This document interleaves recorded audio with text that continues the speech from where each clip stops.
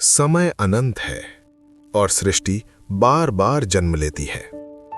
आज वैवस्वत मनु का युग है, लेकिन भविष्य में एक नया मनु आने वाला है, सावर्णी मनु। जब कलयुग अपने अंतिम चरण में पहुंचा, तब पृथ्वी पर अंधकार छा गया, नदियां सूख गई, आकाश धुएं से भर गया और मनुष्य लालच में इतना डूब गया कि उसने प्रकृति का संतुलन ही तोड़ दिया।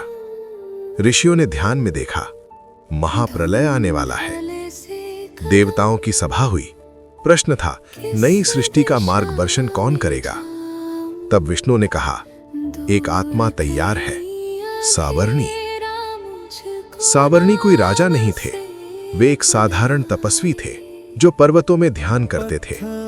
वे प्रकृति को समझते थे, संतुलन को जीते थे। फिर एक दिन पृथ्वी कांप उठी, समुद्र अपनी सीमाएं तोड़कर सब कुछ निगलने लगा, आकाश से अग्नि और जल बरसने लगे, चारों ओर विनाश था।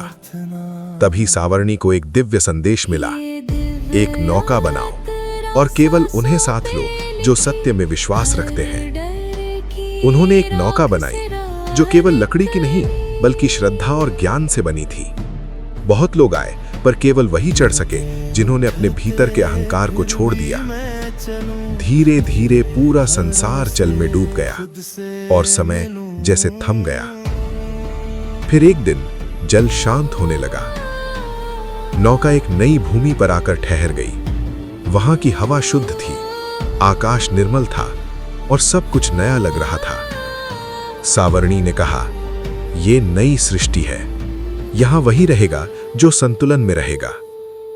उन्होंने लोगों को सिखाया, प्रकृति का सम्मान करो, ज्ञान का उपयोग सही दिशा में करो और हर जीव को अपने समान समझो। समय बीता और एक नई सभ्यता का जन्म हुआ। इस बार मनुष्य ने सीखा, विकास और प्रकृति साथ साथ चल सकते हैं। शक्ति हो सकती है बिना अहंकार के। सावर्णी मनु का युग स्वर्णिम बन गया, क्योंकि इस बार इंसान ने बाहर नहीं, भीतर भी विकास किया। और शायद ये कहानी केवल भविष्य की नहीं है। सावर्णी मनु कोई एक व्यक्ति नहीं, बल्कि एक चेतना है जो हर उस इंसान में जन्म ले सकती है जो अपने भीतर संतुलन, सत्य और करुणा को जगा लेता है।